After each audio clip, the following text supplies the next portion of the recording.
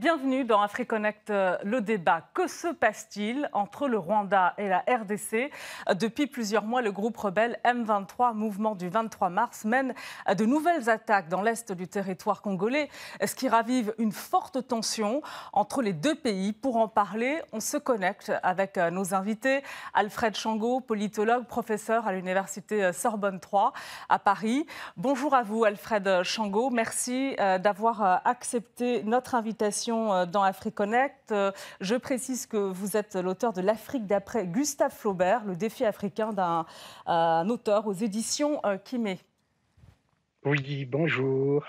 Et bonjour à vous également, Patrick Bécaud. Vous êtes spécialiste de la région des Grands Lacs et vous êtes le co-auteur d'un ouvrage, Stratégie du chaos et du mensonge, poker menteur en Afrique des Grands Lacs. Merci à vous d'avoir accepté également notre invitation dans AfriConnect, le débat. C'est moi que vous remercie. Alors, on va d'abord recontextualiser ce qui se passe entre, justement, la République démocratique du Congo et le Rwanda. À l'origine des tensions, les rebelles du M23 qui se sont emparés lundi 13 juin de la localité de Bunagana, un important carrefour commercial entre la RDC et l'Ouganda. Kinshasa pointe du doigt le Rwanda, que la RDC accuse de soutenir donc le M23 très actif de plus d'une décennie dans le Nord Kivu, à l'est de la RDC. On voit cela avec François Tiskevitch. Le calme revient petit à petit dans cette localité située à 20 km au nord de la ville de Goma. Pendant plusieurs jours, des combats violents ont opposé l'armée congolaise aux rebelles du mouvement du 23 mars. Des dizaines de milliers de civils ont fui leur village. J'ai fui et j'ai passé 4 jours dans un camp de personnes déplacées près de Goma. Mais quand je suis revenue, ma maison avait déjà été pillée. Des soldats rwandais sont venus avec des camions et ont pillé plusieurs maisons, dont la mienne. Les autorités congolaises accusent le Rwanda de soutenir les rebelles du M23 à dominante Tutsi. Une rébellion, pourtant vaincue en 2013 par la RDC, mais qui a repris les armes à la fin de l'année 2021, reprochant à Kinshasa de ne pas avoir respecté un accord pour la démobilisation et la réinsertion de ses combattants. Il y a quelques jours, ils ont réussi à s'emparer de la localité de Bunagana, leur ancien fief. Selon l'armée, des troupes rwandaises ont directement participé au combat. Les forces de défense du Rwanda ont, cette fois et à découvert, décidé de violer l'intangibilité de notre frontière et l'intégrité de notre territoire en occupant la cité frontalière de Bunagana ce lundi. Une position défendue par les États-Unis via son ambassade à Kinshasa, qui évoque ouvertement la présence des troupes rwandaises sur le sol congolais et condamne, je cite, des actions qui augmentent le risque de violence et de destruction dans l'est du Congo et nuisent à tous les habitants de la région. Le Rwanda, de son côté, dément tout soutien au mouvement rebelle et affirme qu'il s'agit là d'un conflit intra-congolais. Il n'y a pas de présence de soldats rwandais en RDC et à partir de là, il ne peut y avoir de collaboration avec aucune autre force présente dans l'est de la RDC s'il n'y a pas de présence de soldats rwandais. Les relations entre Kinshasa et Kigali sont tendues depuis le génocide au Rwanda en 1994, avec l'arrivée massive en RDC de Hutus rwandais accusés d'avoir massacré des Tutsis durant ces événements. Depuis, le Rwanda est régulièrement accusé par Kinshasa d'incursion au Congo et de soutien à des groupes armés dans l'est du pays. Un regain de tension qui inquiète l'Union africaine. Le président de la Commission, Moussa Faki, appelle à une cessation immédiate de toute activité militaire présentant une quelconque menace et demande aux deux pays de résoudre tout différend par le dialogue et la concertation fraternelle. Patrick Bécaud, pourquoi les relations entre la RDC et le Rwanda peinent à se normaliser? Je pense qu'une partie de la réponse se trouve dans votre reportage. Depuis 1996, et puis l'année de la première guerre d'invasion du Zaïre, qui est devenue la République démocratique du Congo, puis de la seconde guerre en 1998, le Rwanda a toujours voulu déstabiliser l'Est du Congo pour contrôler une partie de ce territoire afin de soutenir son économie d'une certaine manière. Et donc, pour le Rwanda, le Kivu est un terrain stratégique, il le peut laisser. Donc, le contrôle du Kivu pour le Rwanda est quelque chose de très important. Et c'est dans ce cadre qu'il faut comprendre, en fait, toutes les tentatives de déstabilisation orchestrées par le Rwanda en RDC à travers des groupes armés qu'on présente comme des rébellions congolaises, mais qui sont en réalité des groupes formés, créés et instrumentalisés par le Rwanda à l'est du Congo. Alfred Shango, vous partagez son analyse parce qu'on le précise, le Rwanda dément toutes les accusations portées à son encontre par Kinshasa. Alors le démenti du Rwanda est très timide. Si réellement il n'y avait pas d'appui du Rwanda au M23, il y aurait eu une protestation vigoureuse de la part de Paul Kagame, on le connaît. En réalité, je crois que la relance du M23 maintenant peut tenir à au moins deux causes. D'une part, il y a l'opération que l'armée, les FARDC et l'UPDF de Museveni mènent contre les ADF Nalu. Et puis, de l'autre côté, au sud-est, il y a le Burundi aussi qui intervient contre d'autres groupes terroristes. Et donc, le Rwanda se sent pris en étau entre ces deux mouvements qui sont en train, coordination entre la RDC et puis l'Ouganda et le Burundi. Quand on sait qu'en 2000, il y a eu cette guerre entre l'Ouganda et le Rwanda à Kisangani, on comprend effectivement la méfiance de Kagame, mais en réalité, effectivement, on l'a rappelé dans le reportage qu'en 2013, le M23 avait été complètement éradiqué et qu'il revienne aujourd'hui. Et j'ajouterais d'ailleurs une dernière chose, c'est que le M23, c'est quoi? C'est le faux-né du CNDP de Laurent Nkunda Batware. Laurent Nkunda Batware, aujourd'hui, il est au Rwanda, malgré les demandes d'extradition de Kabila à l'époque pour qu'il soit jugé au Zaïre pour les massacres et crimes de guerre que Nkunda Batware avait commis justement avec le CNDP, l'ancêtre du M23 à l'est de la RD Congo. On va revenir précisément sur le M23, mais vous avez fait effectivement allusion à la collaboration entre la RDC et l'Ouganda contre les forces démocratiques alliées, ADF. Patrick Beko, comment le Rwanda, justement, apprécie cette collaboration entre Kinshasa et Kampala ? En fait, il faut dire que le Rwanda n'a pas apprécié cette collaboration. D'ailleurs, le président Kagame l'a fait savoir dans une interview à Jeune Afrique. C'est qu'il faut comprendre, il faut être dans la tête des dirigeants rwandais pour comprendre la dynamique dans la région.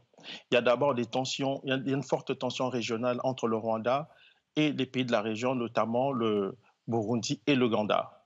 Et à l'arrivée de Félix Tshisekedi au pouvoir, le président congolais a fait le choix de se rapprocher du Rwanda, ce qui n'a pas été du goût des deux pays. Et par la suite, il y a eu une tentative d'organisation, en tout cas d'un sommet entre les chefs d'état-major de la région pour trouver une solution définitive à la question de l'insécurité. L'Ouganda et le Burundi ont refusé cette réunion qui a été organisée par Kinshasa avec le soutien de Kigali. Donc on a déjà cette dynamique de tension dans la région.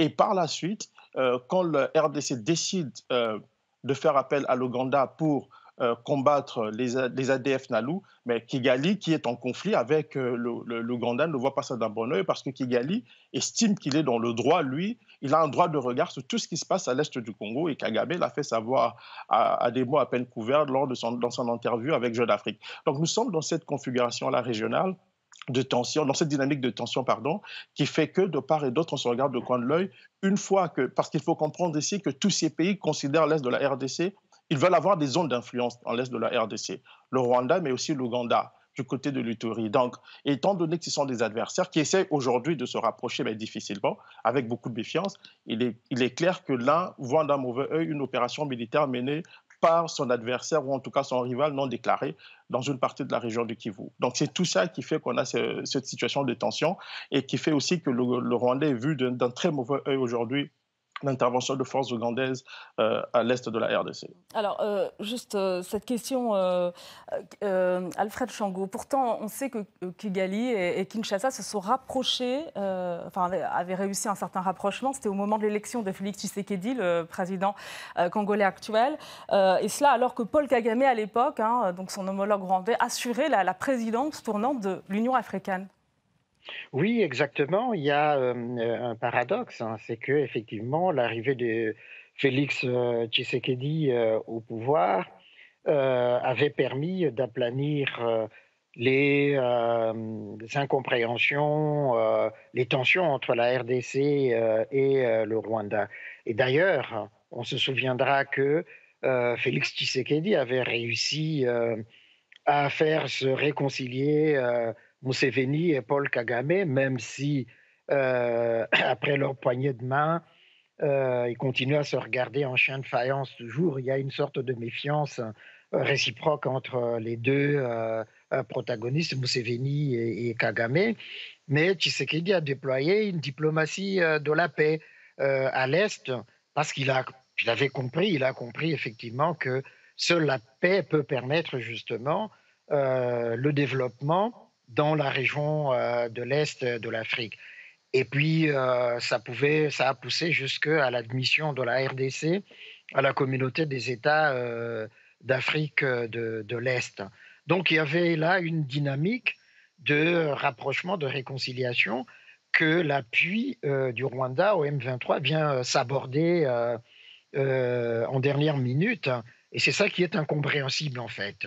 Alors, on va revenir, on l'a dit, sur le M23 précisément. Mais Patrick Beko, on sait aussi que c'est compliqué depuis que la RDC a accueilli à l'Est des Hutus rwandais, donc accusés d'avoir massacré les Tutsis lors du génocide rwandais.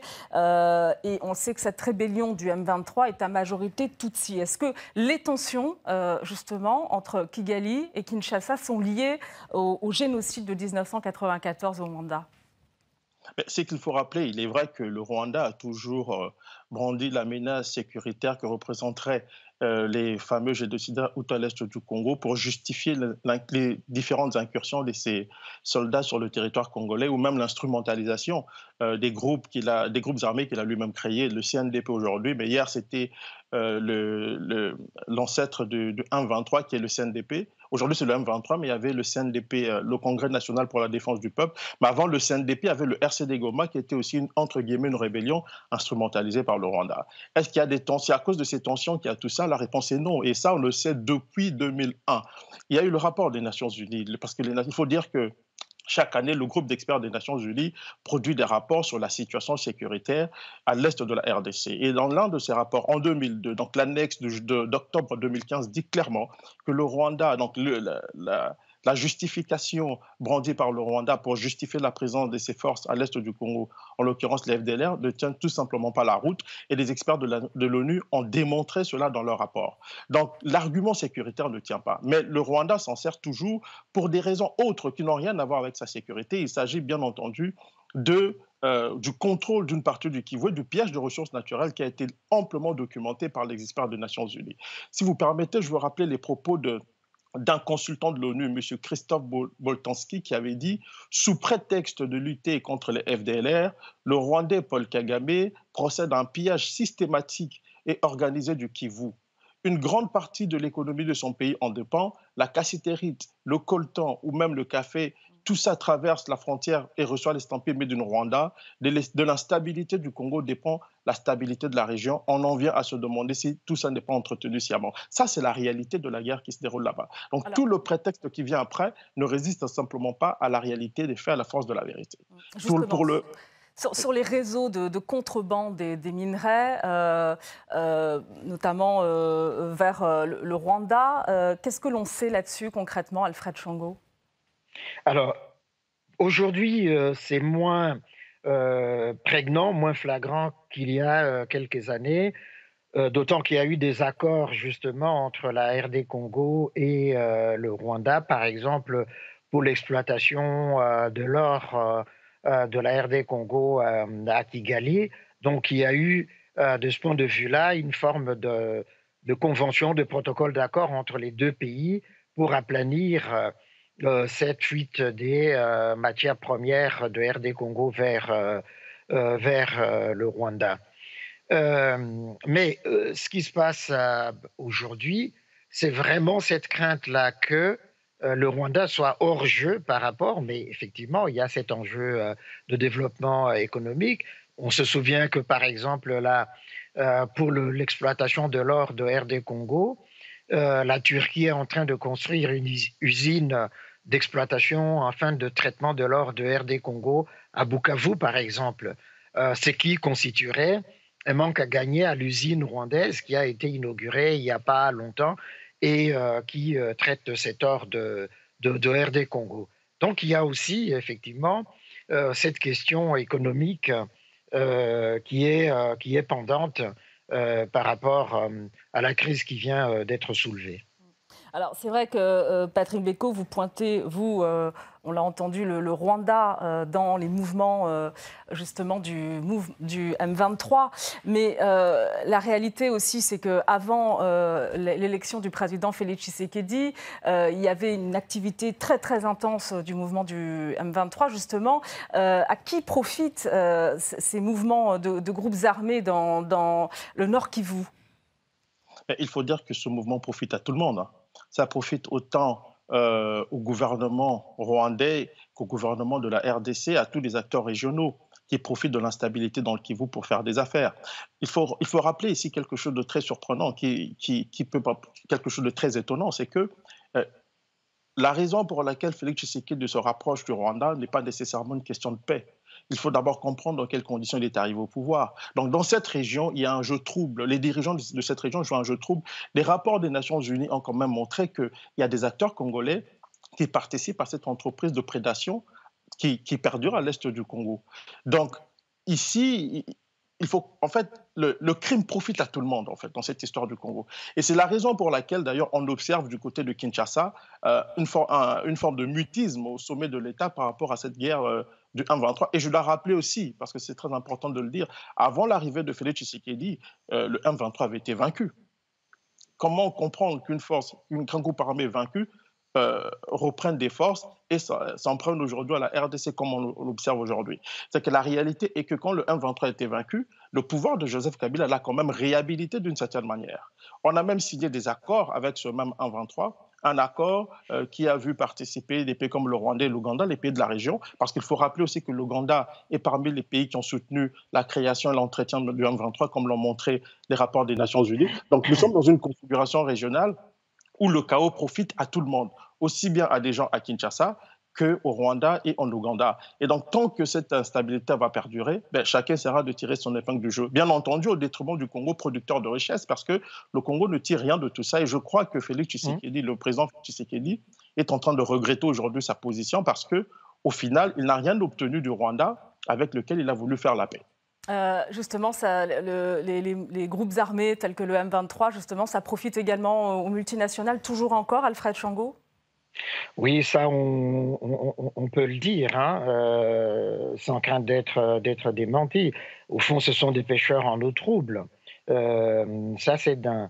De deux, effectivement, je pense que le ressurgissement du M23 vise.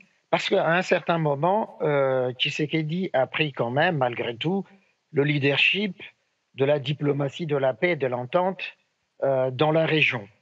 On l'a vu avec l'Angola, avec le Congo-Brazzaville, avec tout le monde essayer de jouer justement le médiateur numéro 1 de la paix. Et puis quand il a pris la présidence de l'Union africaine. La RDC a commencé justement à retrouver du crédit au plan international. Et le versant justement de cette poussée de fièvre, c'est justement de viser à affaiblir ce leadership naissant de la RD Congo. Et j'ajouterais, puisque là, Tshisekedi arrive à la fin de son premier mandat et qu'il y a des élections qui se profilent à l'horizon l'année prochaine, il y a là aussi une manière de l'affaiblir au fond. Et ce que Mbeko a rappelé, le silence assourdissant du pouvoir de Kinshasa par rapport à ce qui se passe là. On l'a vu, le Conseil de défense qui s'est tenu hier, les réponses assez timides à ce qui se passe à l'est de la RD Congo, ça montre effectivement l'embarras du pouvoir de Tshisekedi, alors que par ailleurs, le peuple congolais est mobilisé dans sa totalité contre le M23 et contre Kagame, le Rwanda de Paul Kagame. Alors, on voit les conséquences de ces tensions entre la RDC et le Rwanda, la suspension notamment des liaisons aériennes. La RDC a interdit à la compagnie aérienne rwandaise de survoler son territoire. Justement, la question, c'est de savoir aussi comment va évoluer ces tensions. Est-ce qu'il y a un réel risque de guerre ou pas, de conflit? Moi, je pense qu'il y a deux niveaux d'analyse qu'il faut avoir. Le niveau d'analyse, donc le niveau politique en RDC où tout porte à croire qu'on n'a vraiment pas envie de faire la guerre au Rwanda, et au niveau de l'armée où il y a beaucoup de tensions, en tout cas d'après les discussions que j'ai pu avoir avec plusieurs personnes, plusieurs hauts gradés des FARDC, des forces armées congolaises, il y a beaucoup de tensions. Et c'est d'ailleurs ces tensions-là, au niveau interne, au niveau de l'armée congolaise, qui ont amené le président Tshisekedi à essayer de réagir un tout petit peu. Mais malgré cela, il y a quand même beaucoup de, comme l'a dit le professeur, ce sont des réactions qui sont assez molles. Parce que vous avez d'un côté la population et l'armée qui grognent, et de l'autre côté le politique qui cherche à trouver une solution à la problématique sans aller nécessairement à la guerre. Et il faut comprendre ici, et ça je veux peut-être nuancer un peu le propos du professeur, c'est que la position de Tshisekedi est aussi liée en fait à son pouvoir. Tshisekedi arrive au pouvoir à la suite d'un deal qui a été conclu avec son prédécesseur Joseph Kabila, qui a pendant longtemps entretenu quand même des relations assez troublantes et parfois ambiguës avec le Rwanda et ses groupes armés. Et donc, Félix Tshisekedi, qui arrive au pouvoir, va être dans la continuité, puisqu'il a dit lui-même qu'il n'allait pas, regarder le passé. Donc, il allait être dans la continuité. Et Tshisekedi était dans la continuité de ce qui se faisait depuis longtemps. Il faut rappeler aussi que le M23 avait été intégré, et ce qui est encore plus terrible, dans l'ancienne majorité présidentielle. Donc, nous sommes en fait dans un changement dans la continuité qui ne dit pas son nom et qui permet aussi d'une certaine manière de comprendre aujourd'hui la position de Félix Tshisekedi par rapport à cette question. Personnellement, je ne crois pas que le Rwanda utilise le M23 pour fragiliser la diplomatie de Tshisekedi. Je crois plutôt que le Rwanda va continuer à utiliser le M23 pour avoir un droit de regard sur tout ce qui se passe au Kivu, à partir du moment où l'Ouganda, qui est une rivale non déclarée, est aussi positionnée en fait dans ce pays-là. Nous sommes dans une posture où chacun veut avoir une certaine influence dans le Kivu. C'est une question de zone d'influence à l'est du Congo. Ni le Rwanda ni l'Ouganda ne sont prêts à se départir de cela, et ça permet de comprendre leur positionnement en instrumentalisant les groupes armés dans l'est du pays. Et c'est aussi le cas aussi pour le Burundi, dont on n'a pas beaucoup parlé, mais qui intervient aujourd'hui à l'est du Congo avec l'assentiment du pouvoir de Kinshasa aussi. Vous allez réagir, Alfred Shango, mais on va écouter cette déclaration du médecin congolais Denis Mukwege, prix Nobel de la paix en 2018. Il a appelé le 12 juin dernier la Belgique à intervenir dans la crise entre la RDC et le Rwanda, accusé donc par Kinshasa de soutenir la rébellion du M23. L'agression du Rwanda à travers le M23, ce n'est pas une nouvelle chose. Cette visite royale est un acte de courage exceptionnel. Nous rendre visite en ce moment où le Congo est victime d'une énième agression est un acte humanitaire fort. La Belgique a une expertise sur le Congo, ce qui lui donne une certaine responsabilité. L'agression est claire, il faut la nommer, et la Belgique peut le faire. La Belgique peut porter un plaidoyer très fort auprès de l'Union européenne et au niveau des Nations Unies. Alors, face à un risque de conflit, Alfred Shango, qui peut mener une médiation crédible et efficace dans cette crise? Alors, il y a plusieurs canaux diplomatiques qui sont mis en branle pour le moment. Il y a l'Union africaine, avec le président de la commission de l'UA, Moussa Faki Mahamat. Il y a la CIRGL avec le président João Lourenço de l'Angola, et puis il y a le mécanisme de paix qui a été enclenché au Kenya, à Nairobi, par Uhuru Kenyatta dans le cadre de la communauté des États d'Afrique de l'Est. Et puis on a vu les prises de position des États-Unis, d'un certain nombre d'autres partenaire de RD Congo, cette fois-ci de manière très claire pour nommer l'agresseur. Et puis le président Denis Sassou Nguesso du Congo a été aussi mobilisé par Félix Tshisekedi Et c'est bien effectivement que la diplomatie continue malgré le fracas des armes et les colères qui s'expriment dans la rue en RD Congo et la volonté d'en découdre. Reste à savoir qui est le mieux placé, Alfred Chango, Patrick Beko, qui est le mieux placé pour justement dénouer cette crise? Mais moi, je pense que ce sont les Congolais d'abord, c'est le gouvernement congolais. Vous savez, la diplomatie, c'est aussi... La Belgique peut intervenir ou pas? Ben, la Belgique, tous ces pays peuvent intervenir, mais je tiens à rappeler que ce n'est pas la première intervention de ces pays-là.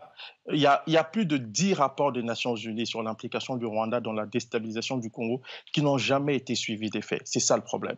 Et je pense qu'il faut un rééquilibrage de forces sur le terrain militaire pour obtenir des concessions sur le terrain diplomatique. C'est le principe même de la diplomatie en temps de guerre ou en temps de conflit.